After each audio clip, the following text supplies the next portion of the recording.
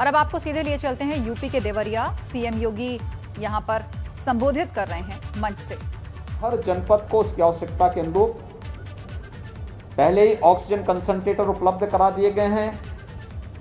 प्रदेश में 20,000 नए oxygen concentrator अब तक हम उपलब्ध कराए हैं और लगभग इतने ही नए ऑक्सीजन कंसंट्रेटर हम लोग उपलब्ध कराने की तैयारी कर रहे हैं। लेकिन ऑक्सीजन प्लांट बने,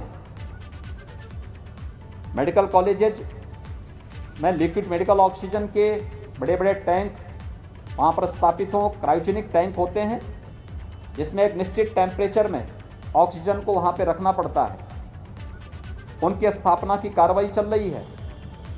तो हॉस्पिटल, डिस्ट्रिक्ट हॉस्पिटल या सीएचसीज में वहाँ पर हम लोगों के द्वारा एटमॉस्फेयर से ही ऑक्सीजन बनाने के जो संयंत्र हैं उनकी स्थापना के कार्य को युद्ध स्तर पर आगे बढ़ाया जा रहा है। इस समय हम लोग 300 से ज़्यादा ऑक्सीजन प्लांट उत्तर प्रदेश के अंदर अलग अलग हॉस्पिटल में लगा रहे हैं और देवरिया जनपद में भी यहाँ की टीम ने अच्छा काम किया है। सभी जनप्रतिनिधियों ने मेहनत किया है और यहाँ पर भी 4 नए ऑक्सीजन प्लांट लगाने की कार्रवाई चल रही है। यहाँ की पॉजिटिविटी रेट 3 के आसपास है, जो एक बार काफ़ी ज़्यादा बढ़ चुकी थी और 3 के आसपास आ चुकी है और उसमें और भी गिरावट निरंतर देखी जा रही है। इसके साथ ही रिकवरी रेट अच्छी दिशा में यहाँ की बढ़ रही है।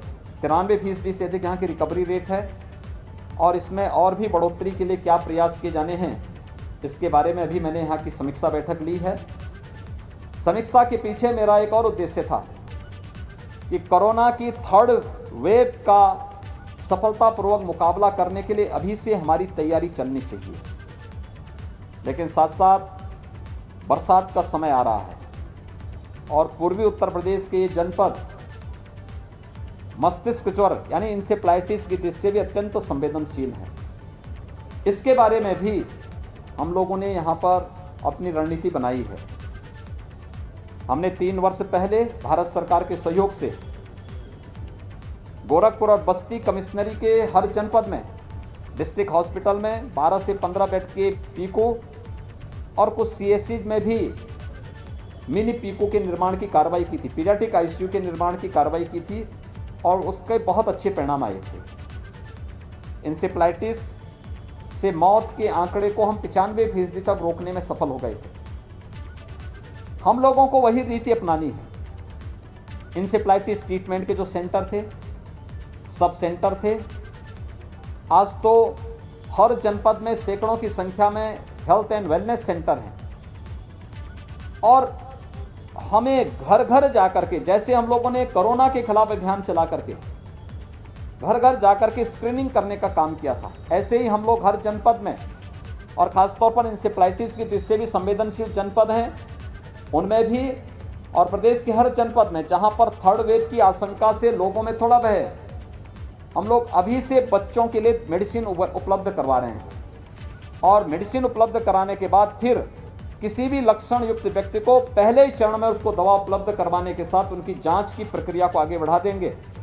तो हम लोग 3rd वेव को भी रोकेंगे और इंसेफ्लाइटिस से होने वाली मौतों के आंकड़ों को हम लोगों ने पिछले वर्ष तक ला करके जिस स्थिति में किया उससे भी हम नीचे उसको लाने की दिशा में प्रयास करेंगे।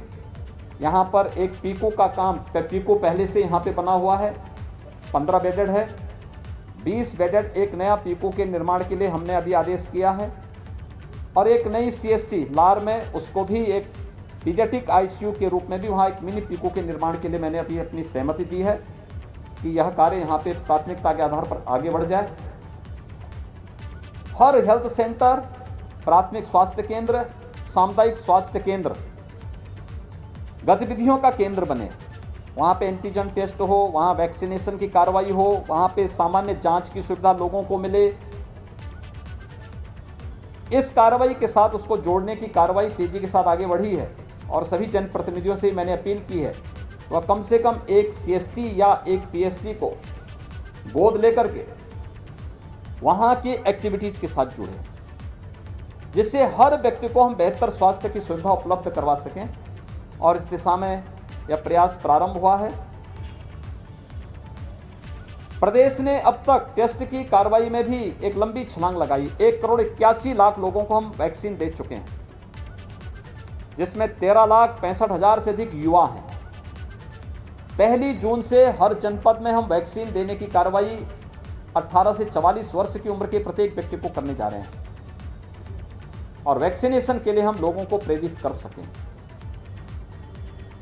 हर व्यक्ति टेस्ट कराने से कोई भागे ना, क्योंकि मैंने अभी गांव का दौरा भी किया था, और गांव में मैंने देखा है लोगों में कुछ संकोच है टेस्ट कराने से या वैक्सीन लेने से। मेरी आप सबसे अपील है, हम लोगों को प्रेरित करें। मीडिया एक बहुत बड़ा माध्यम बन सकता है लोगों को बताने के लिए। जिन लोगों ने, उनके गांव के आसपास जिन लोगों ने वैक्सीन ली है, उनकी फोटो छाप करके आप उनका छोटा सा इंटरव्यू कि मैंने भी वैक्सीन ली है, मुझे कोई दिक्कत नहीं हुई, मैंने भी वैक्सीन ली है और मैं कोरोना से पूरी तरह सुरक्षित हूं। यानी एक सुरक्षा कवच प्रदान करेगा। और इसीलिए वैक्सीन निःशुल्क राज्य सरकार भी और केंद्र सरकार भी 18 से 44 को राज्य सरकार की मदद से और 45 से ऊपर सभी लोगों को भारत सरकार की मदद से निःशुल्क वैक्सीन मिल रहे हैं। वैक्सीनेशन का जो अभियान हमारा 1 जून से 18 से 44 की उम्र के लोगों के लिए प्रारंभ होने जा रहा है, इसमें हम लोगों ने कुछ और चीजें जोड़ने की व्यवस्था की है। एक, हर जनपद में कुछ ऐसे केंद्र बनाएंगे जो अभिभावक स्पेशल हो। 12 वर्ष की कम उम्र के बच्चों के अभिभावकों को समय से वैक्सीन देना, जिससे ये कामकाजी वर्ग है, यह वर्ग सुरक्षित रहेगा तो उनके बच्चे भी सुरक्षित रहेंगे। जो थर्ड वेव की आशंका बच्चों के प्रति व्यक्त की जा रही है, हम उन्हें वैक्सीन देकर के पहले ही सुरक्षित करेंगे। दूसरा, आने वाले समय में 12 से 18 के बीच की वैक्सीन भी आने वाली है। हम समय से उन बच्चों को वैक्सीन देकर के उनको भी सुरक्षित करेंगे। तीसरा, हर जनपद में न्यायिक अधिकारियों के लिए और उनके परिवार के लोगों के लिए और दूसरा मीडिया के लिए भी एक अलग अलग बूथ बनाने के लिए, वैक्सीन के लिए बनाने के लिए कहा गया है। हम लोग कोरोना कर्फ्यू में हैं, हमने लॉकडाउन नहीं लगाया है। कोरोना कर्फ्यू में हमारे उद्योग चल रहे हैं, खेतीबाड़ी का काम चल रहा है, राशन की दुकानें चल रही हैं। वे सामान्य गतिविधियां जो कोरोना प्रोटोकॉल का पालन करते हुए संचालित हो सकती हैं, सब्जी मंडी का है, फल मंडी का है, सभी हमारी संचालित हो रही हैं। उन सबको संचालित करने की कार्रवाई की जा रही है, और मुझे विश्वास है कि कोरोना के खिलाफ जो अभियान वर्तमान में चल रहा है, यह अभियान सफलता की नई ऊंचाइयों तक पहुंचेगा। आप सबका सहयोग इस मामले में विकसित है। आप सबसे भी अपील है, लोगों को कोरोना प्रोटोकॉल का पालन करने के लिए हम प्रेरित करें।